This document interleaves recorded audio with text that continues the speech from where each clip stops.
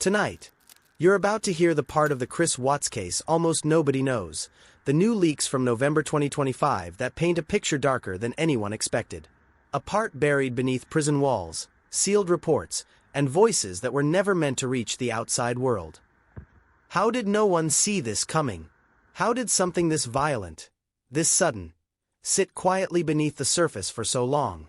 Imagine being in that position. Imagine waking up beside someone you trust, someone you love, someone you believe would protect your life with their own, and not knowing you're living inside a countdown. Put yourself in her shoes for just a moment. A normal morning. A familiar smile. A routine day that should have ended with laughter, dinner, and goodnight kisses. But think about how quickly a normal day can shift into tragedy. How fast the world can tilt. How a single decision, one you don't even see coming, can pull you into a darkness you never imagined. What would you have done if you saw those early signs? Would you have recognized them? Or would you have trusted the person standing next to you, the same way she did? I'm an investigative reporter, and getting these updates hasn't been easy. It costs time. It costs safety. It costs access that most people are never allowed to have. Every step into this case feels like pushing against walls someone doesn't want opened. Please subscribe. It genuinely helps me gather information others can't reach, and it protects this work from being buried. Before we go deeper, let's take a moment to pray for Shannon, for Bella, for Celeste, and for unborn baby Nico's family. Type Amen to honor them. And I pray protection over everyone watching this. May you be shielded from harm, from hidden danger, from people who wear masks of innocence, from anyone whose heart does not match their smile. May you and your loved ones walk safely, guarded, and covered. New leak. And before I go any further, take a moment and tell us where you're watching from. These updates don't come easy. They aren't handed out. They slip through cracks, whispered from places most people will never see. And tonight's leak is one of the heaviest I've received. Inside those prison walls, he's still treated as an outcast. Nothing has changed. The moment his name is spoken, the atmosphere shifts. Inmates reject him instantly. Conversations die mid-sentence. Eyes roll. Heads turn away. Even in a place built for people society has already rejected, he is still pushed further to the edge. There are moments during mealtime where food is thrown, not loudly, not dramatically, but with silent disgust. A tray nudged off a counter. An apple hitting the floor near his feet. A gesture that says, "You're beneath even us." Officials quietly arranged a relocation for him not too long ago. One that wasn't announced, wasn't documented publicly, and wasn't meant to be noticed. They didn't move him for comfort, but to keep him alive. Because the threat against him is too much, too constant, too close. There are gangs inside that want him gone. Not for justice, not for revenge, but because his case brings heat. Attention. Officers walking by more often. Cameras checking corners they usually ignore. He disrupts the order of the prison. And in there, disrupting the order can get you killed. He's now kept under heavy guard. Even during yard time, where inmates normally get a tiny taste of freedom, he's watched from every angle. 2 officers. Sometimes 3. No one gets near him. No one wants to. No one is allowed to. He eats alone. Sleeps alone. Exercises alone. He walks in silence, with nobody who willingly acknowledges his presence. Even the officers guarding him don't speak unless they must. And the light in his cell, it never really fades. Even at night, it glows faintly. A security measure, they say. But it creates another kind of punishment, a mind that never finds darkness, never rests, never fully escapes the glare. He looks tired, hollow, worn down, not from remorse, but from isolation, from time stretching out endlessly with nowhere for his mind to hide. And when he speaks, he mentions no regrets. None. He speaks only about the thoughts in his head, the ways he's considered stopping the pain, not repairing it, not facing it, not acknowledging the lives he ended. It's selective remorse. You want to figure this out before I can do it. and they're like fine, but also like not rushing anything. And I just want to get out of here. I know that God has a plan for me, and it's not to be in prison right now. The kind that focuses only on his suffering, not the family he destroyed, not the children, not the mother, not the lives taken before they even began. One friend from his past said something that still haunts me. Something about him never felt fully right. Another person reported a concern months before everything happened, and it went nowhere.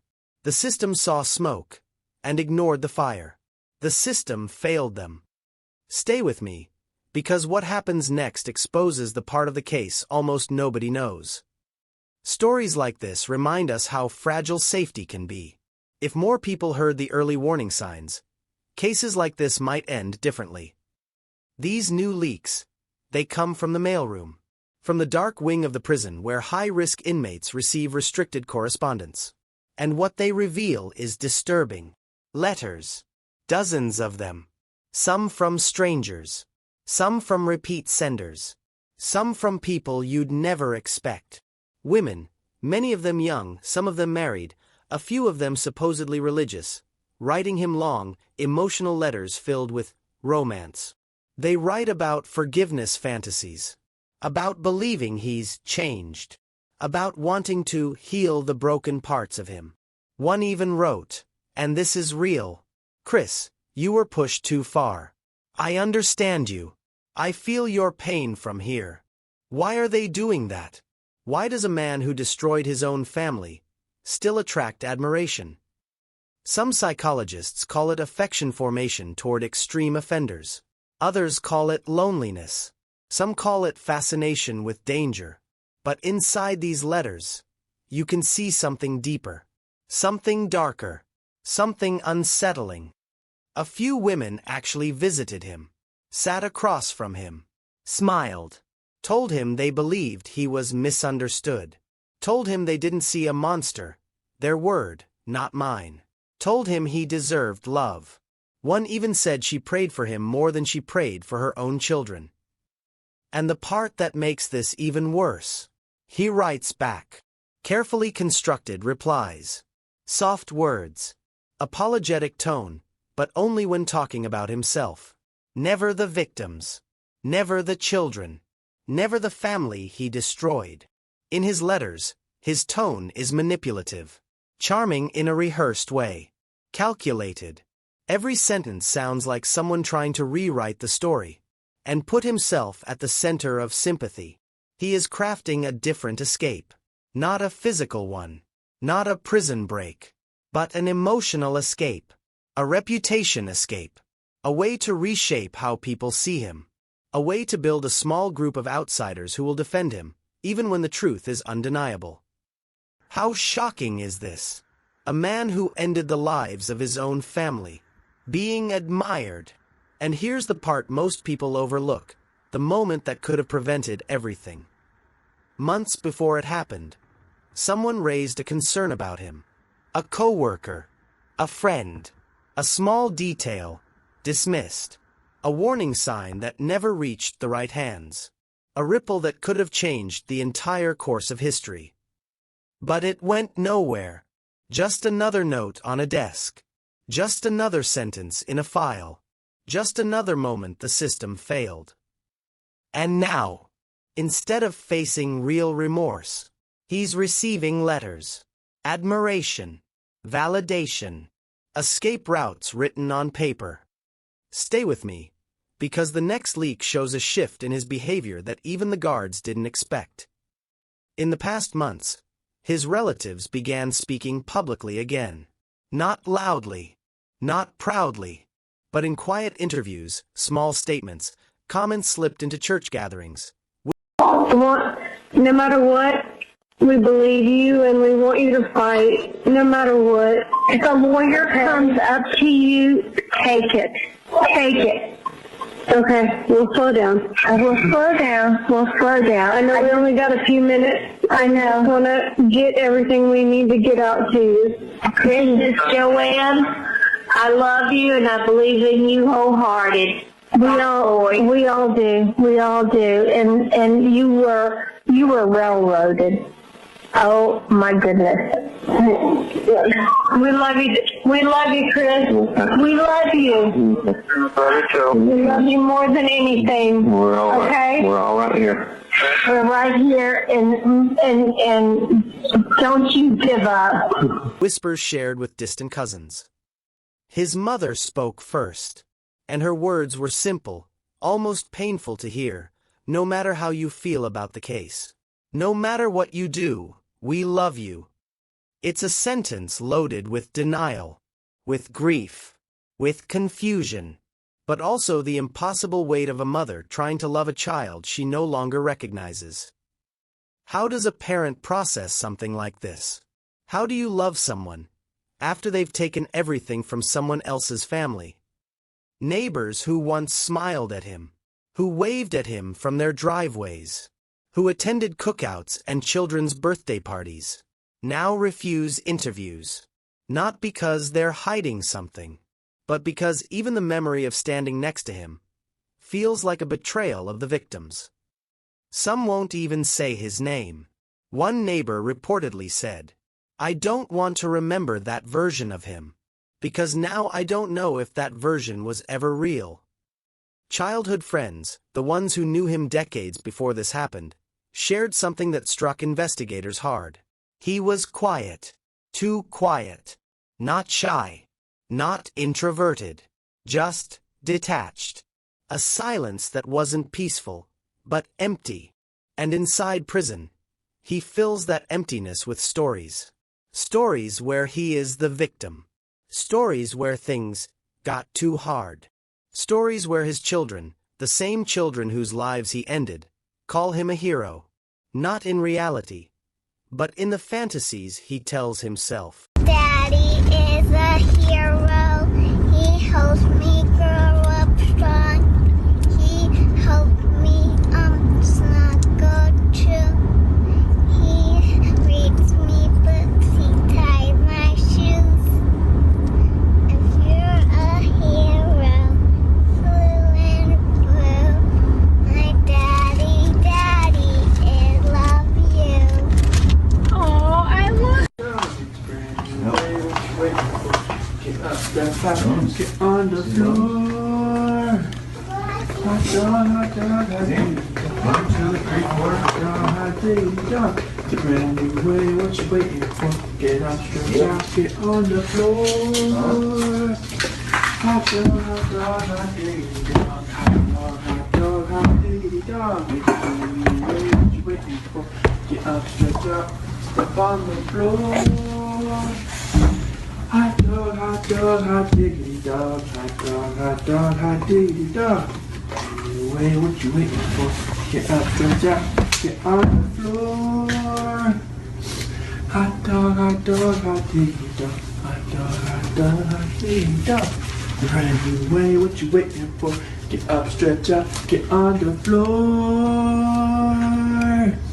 Hot dog, hot diggity dog. Hot dog, diggity dog. It's a brand new way, what you waiting for? Get up, stretch out, get on the floor. Hot dog, diggity dog. Hot dog, diggity dog. It's a brand new way, what you waiting for? Get up, stretch out, get on the floor. What? I'm just trying to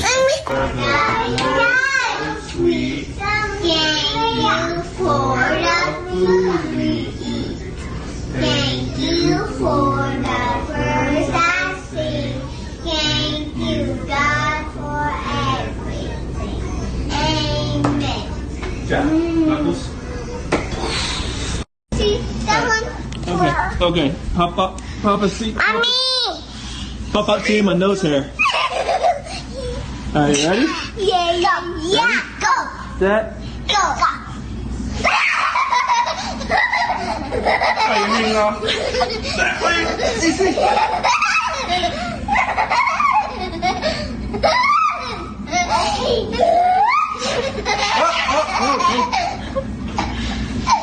Easy. Don't you do it. All right. Oh, where are you going? Seatbelt. Hang on, Bella.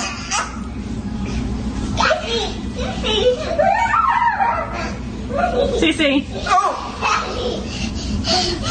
Pull my pants down, kid. You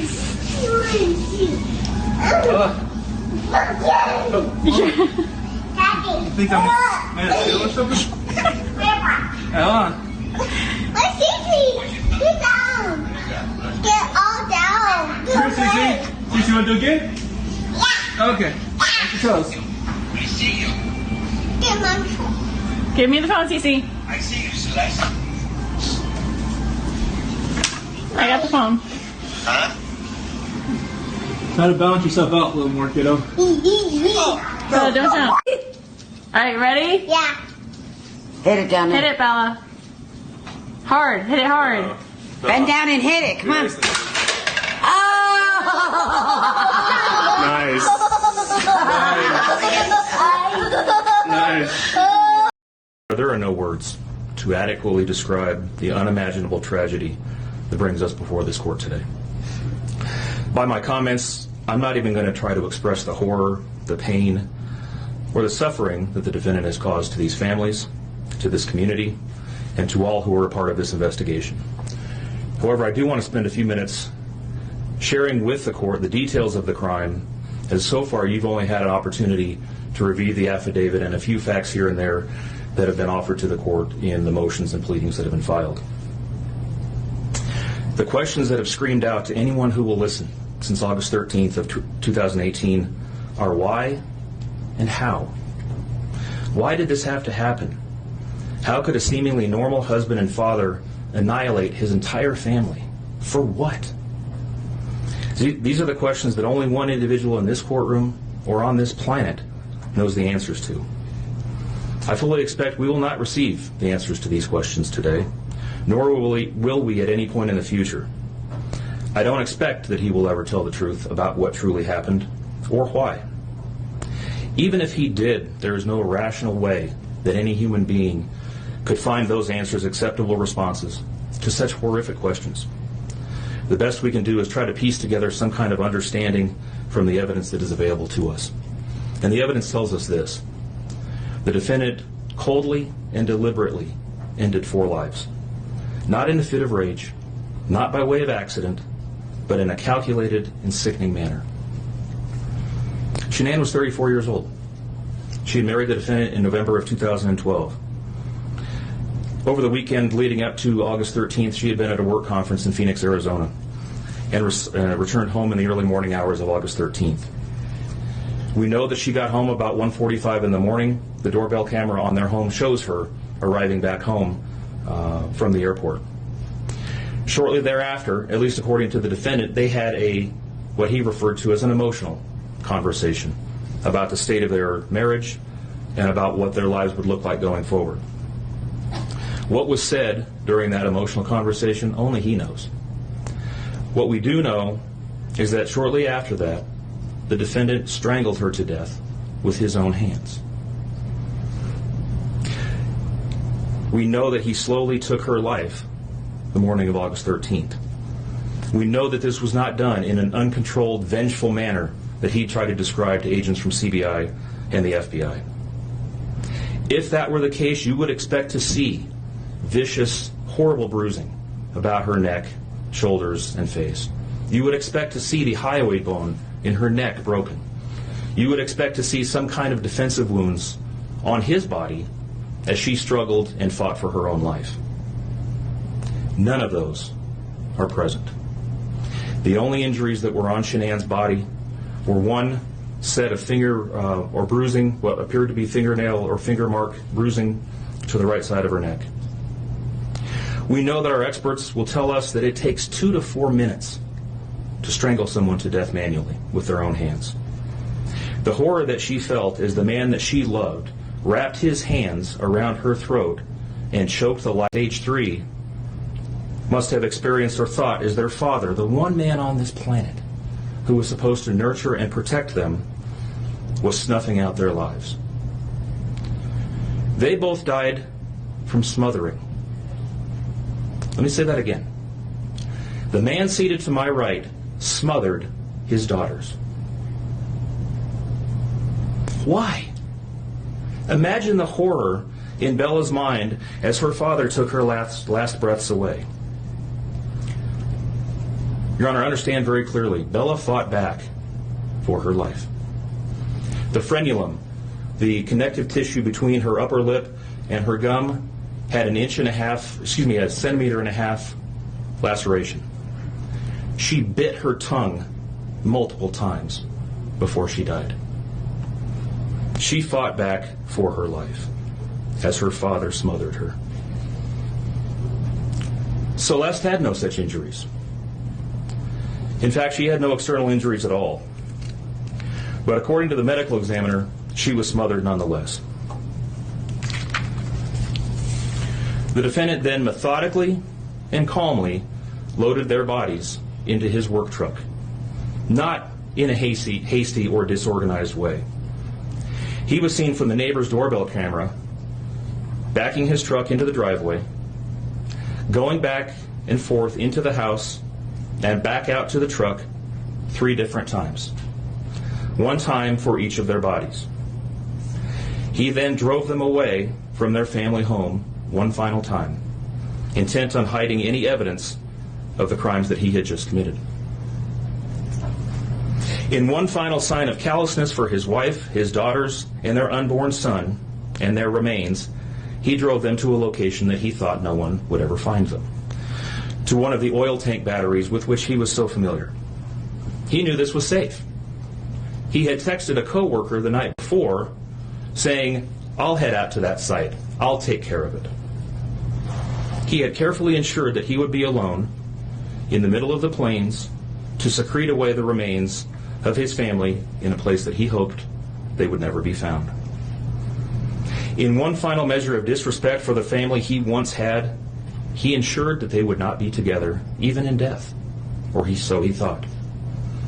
He disposed of them in different locations.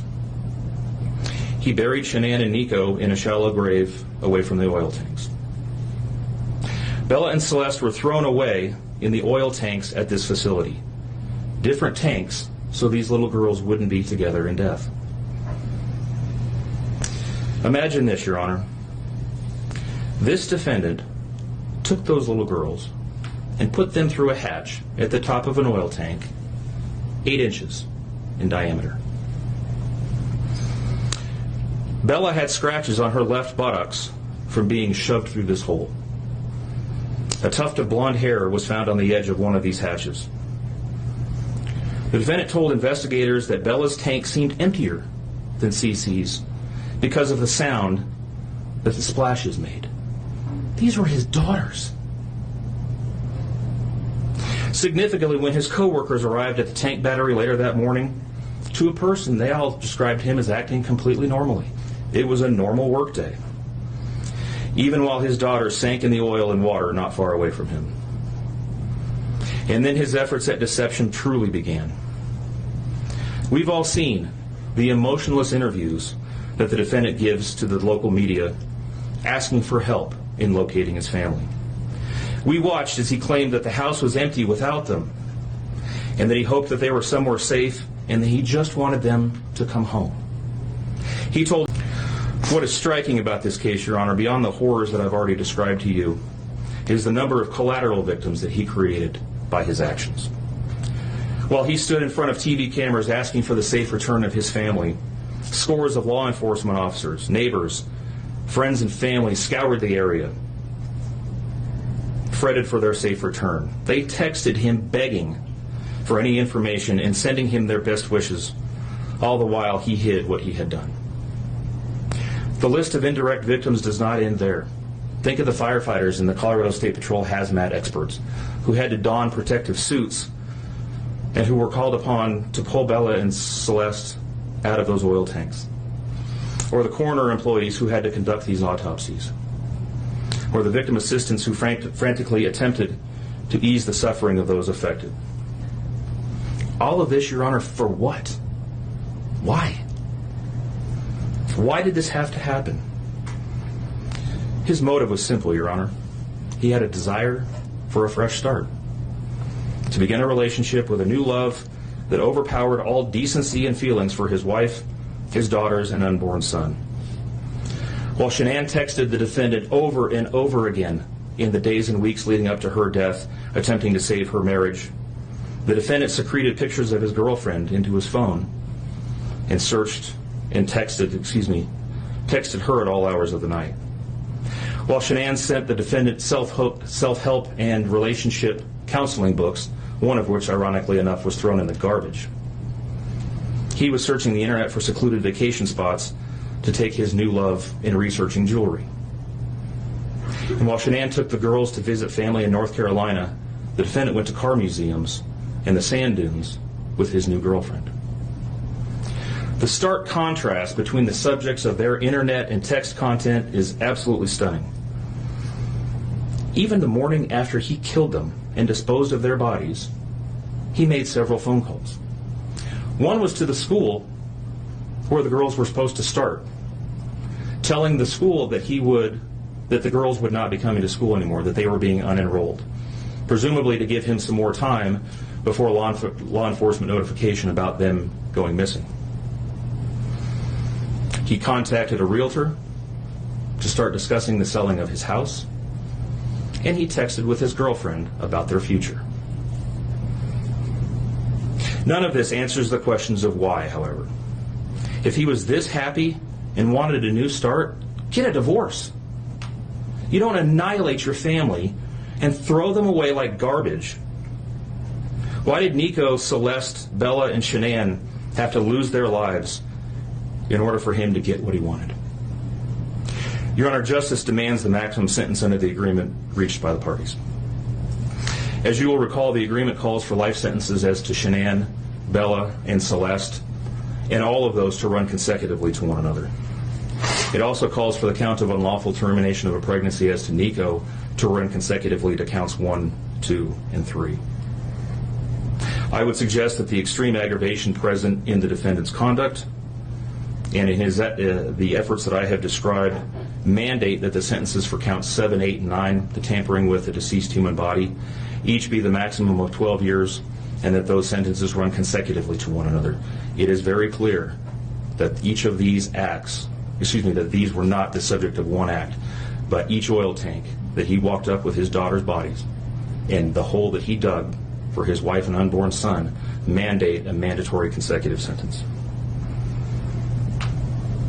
It's been alluded to this morning, but the defendant was certainly eligible for the death penalty in this case under the existing law in the state of Colorado. As you heard, Shanann's family strongly opposed my office seeking the death penalty and being bound to the criminal justice system for the next several decades. That's in large part, as you've heard, why we have reached the agreement that we have. 4 lives were lost at the hands of the defendant on August 13th for reasons that we will never fully understand, nor will we know. In the end, the Rusick family was much more merciful towards him than he was towards his wife, his daughters, and his unborn son. Prison for the remainder of his life is exactly where he belongs for murdering his entire family. Thank you. He even said, in one of the leaked conversations, "I achieved what I wanted. A fresh start. A fresh start." As if this was an escape, not a tragedy. Even now, even with everything gone, he doesn't fully grasp the damage. And that makes you wonder, do some people lose the ability to see reality? Or do they rewrite it to feel less guilty? Do you believe a person like this can ever change? Let me know your thoughts. Because understanding how the mind fractures might be the only way to prevent another case like this. This isn't just about one man. This is about warning signs, patterns, fractures in families, and systems that don't respond fast enough. It's about the quiet moments before a storm. Moments people look back on and say, "How did we miss that? Why didn't we act? If only we'd spoken up." And maybe you've seen signs in someone before. Maybe you ignored them. Maybe you doubted yourself. Maybe you told yourself, "No, not them. They're fine." But were they? This part of the story, this fractured family, shows how deep the shockwaves go. How trauma doesn't just hit one home, it hits everyone connected to it. As an investigative reporter, accessing these interviews and documents is getting harder every month. Walls are going up. Access is being restricted. And the truth is buried deeper every year. If this documentary brings you insight, real insight, consider supporting by subscribing. It helps me uncover the truth behind cases most people never see, and it helps keep these stories alive where they matter. And now, as the family fractures, as outsiders write letters, as he shapes new versions of himself, there's another leak, one that shifts everything again. Stay with me, because what happens next reveals something the prison tried to keep completely hidden. Death threats weren't just whispered anymore, they were documented. A correctional officer wrote in a confidential memo. Multiple groups have expressed intent. If he steps into the wrong hallway at the wrong time, it's over. But here's the part they don't tell you publicly. Some of those threats didn't come from gang members. Some came from people who simply hated the attention he still gets. Imagine that, surrounded by murderers, yet they think he's the one who doesn't deserve to live. And then the rumor started. A name. A price. A time window. One source said, someone already offered payment for an attack. It's not if, it's when. Officials tried to quietly shut it down. They moved him from one block to another, sometimes in the middle of the night, hoping nobody noticed the armed escorts or the shields they used to cover him. But the inmates always notice. Nothing stays quiet inside those walls. And the anger only got worse. Some inmates said things like, "Why is he protected? He should have gotten death. Why does he get to wake up tomorrow? People like us get decades. He ended his whole family and got life. How is that fair?" You can feel the bitterness. You can feel the resentment. Even prison officials privately questioned it. One of them said, "I don't understand how he wasn't given the harshest punishment possible." But here's where things get even more intense. The debate over mental illness. Every few months it comes back. Was he mentally broken? Did he snap? Was he hiding something deeper? Or was he simply someone who learned to mask his darkness for years? A newly leaked psychological evaluation from 2025 describes him as calm, polite, detached, disturbingly self-centered. The line that stands out. He demonstrates emotional detachment inconsistent with genuine remorse. And that leaves us with a question I need to ask you. Do you think someone can truly feel remorse if the remorse never includes the people they destroyed? Because here's the strange part. His letters to staff talk about stress. His interviews talk about pressure. His notes talk about his struggle to cope. Not the family. Not the children. Not the life he erased. Just himself. And yet, even with this emotional void, he is still a magnet for attention. He is still a headline. He is still, somehow, a point of fascination. Why? Why do some people feel drawn toward the darkest personalities? Why do people read about him, write to him, defend him, excuse him? What do you think drives that? Curiosity? Loneliness? A desire to fix someone broken? Or something even darker? Because whether we want to accept it or not, he will be in prison forever. But the attention feels endless. And prison officials know it.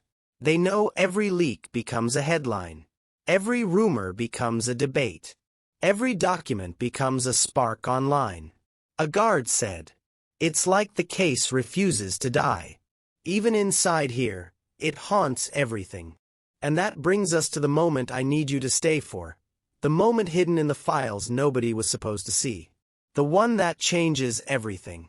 Stay with me, because the next leaked report is the most disturbing yet. Before headlines. Before police tape. Before the quiet suburban home turned into a national conversation. There were signs. Small things. Strange things. Moments that, looking back, make people say. How did we miss that? A neighbor remembers seeing him on the porch late at night. Not doing anything, not smoking, not on his phone. Just staring into the dark. She said, it wasn't normal. He'd stand there like he was listening to something nobody else could hear. She considered mentioning it to his wife once, but she worried she might be overreacting. She didn't want to seem dramatic. She convinced herself it was nothing. But it wasn't nothing. Because a coworker later shared that he had made several strange comments in the break room. Once he said, some people, they just don't understand what pressure does to a person. Another time, he muttered, one day I'm going to just disappear. People laughed, thought he was joking, thought he was tired or stressed. Nobody ever asked what he meant. Nobody asked why he seemed so disconnected, so withdrawn, so emotionally muted. Then there was a friend, one he grew up with, someone who knew him before adulthood carved deep cracks into him. That friend later admitted, he was quiet, too quiet, like someone who lived behind a locked door inside his own head. He said he noticed the emptiness long before the tragedy. Not sadness, not depression, just nothing. A blankness. A coldness you can only see when you're close enough to feel it. And then there's the part that hurts the most. A relative almost called authorities once. Almost. She noticed the growing irritation, the detachment, the way he seemed angry without being angry, the way he seemed present but not there. She told a reporter, I felt something was wrong. I felt something was going to happen. But I didn't want to cause problems in the family. I didn't want to be the one who overreacted. Imagine carrying that. Imagine wondering every day, if I had made that call, would they still be alive? Because the truth is, this didn't happen overnight. There were cracks, warnings, flares that lit up the sky long before the final moment. But nobody wants to believe someone they know, someone they trusted, is capable of what he eventually did. And that's what makes this chapter so painful, so emotional, so heavy. It could have changed. It didn't, but it could have. Someone could have spoken up. Someone could have asked harder questions. Someone could have pushed a little further. But fear stops us. Doubt stops us. The hope that maybe things will get better stops us. And today, people carry guilt they'll never escape. The neighbor, the coworker, the friend, the relative. Even you, listening to this, might be thinking about someone in your own life who has been acting off. Someone who's changing. Someone who feels unstable or unpredictable. So let me ask you, have you ever ignored a warning sign because you were afraid of what speaking up might start? And more importantly, if someone in your life is showing these signs, would you act now? Or would you hesitate the way they did? Because the hard truth is this. Tragedies like this don't just happen. They build. They grow. And most of the time, someone saw the first crack. And that's why this chapter matters. This is that one moment, the single thread, where everything could have changed. But it didn't. And now, we're left with the weight of knowing that warning signs ignored can become nightmares we never imagined. This case, this one, it stays with people in a way that others don't. Not because of the headlines. Not because of the documentaries. Not because it became a national discussion overnight. It haunts us because it reveals something we don't want to admit. There is a growing emptiness in society, a rising emotional detachment that's becoming more and more dangerous. And people recognized it instantly. Across the country, psychologists, criminologists, trauma experts, they all pointed to the same thing. This wasn't sudden. This was a symptom of something spreading far wider than one man or one home. Because the truth is, more cases like this have begun appearing nationwide. Cases where families seemed normal, where photos looked happy, where neighbors described them as perfect. Cases where no one saw it coming, where someone woke up one morning, a spouse, a parent, a child, and never made it to bedtime. And that's why this story refuses to fade. People aren't watching out of morbid curiosity. People aren't revisiting it because they enjoy the darkness. People aren't sharing updates because it's interesting. No. We tell these stories because they are warnings. Because they are lessons. Because they honor people who can no longer speak for themselves. And in the center of it all, in the center of all this heartbreak, there is her. A woman whose kindness radiated even on the days she didn't feel like herself. A woman who carried burdens quietly because she didn't want to put weight on others. People close to her said. She was the kind of person who texted her friends, "Good morning," even on her worst days. Imagine that. Imagine carrying your own storms, your own disappointments, your own fears, and still waking up every day trying to make someone else's morning a little lighter. That is who she was. She deserved safety. She deserved loyalty. She deserved to grow old watching her children grow up. Instead, the world watched her story unfold piece by painful piece. And as more details come out, even now in 2025, the haunting part isn't just what he did. It's how he did it. It's why he did it. It's the coldness, the blankness, the ability to detach from reality so completely that he convinced himself there was no other way.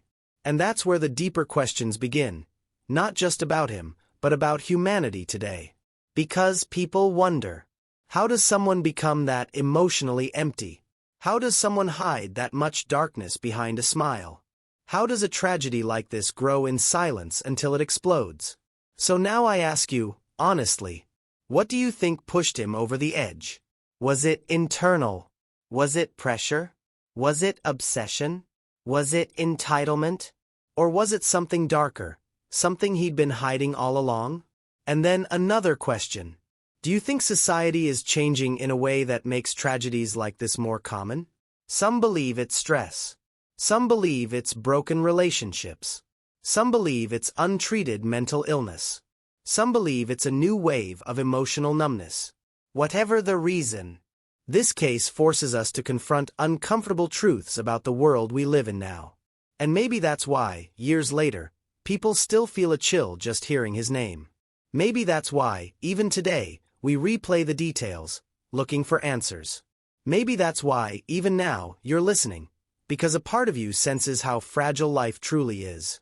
This case lingers because it reminds us that tragedies don't always come from strangers. Sometimes they come from the person standing beside you. The person smiling in photos. The person everyone thought was safe. And that is why, even after all this time, this case still haunts us. If you've stayed with me until now, you clearly care about truth, safety, and justice. Subscribe and join this investigative community. It helps me continue bringing hidden information to light. I chose this case because too many people still don't know the real truth behind it. Because there are warning signs that go unseen, voices that go unheard, and moments that could have changed everything. If only someone had acted. We're heading in a dangerous direction, a world where emotionally disconnected violence is rising quietly, unnoticed. Where people around us may seem normal, even kind, but carry darkness beneath the surface. Where the cracks in families, workplaces, and neighborhoods go unrecognized until it's too late. If someone in your life is showing these signs, please, don't ignore them. Ask questions. Check in. Speak up. Sometimes one call, one conversation, one action can save a life. Maybe more than one. Thank you for watching. Stay safe. Stay aware. And may you always walk with protection over your life.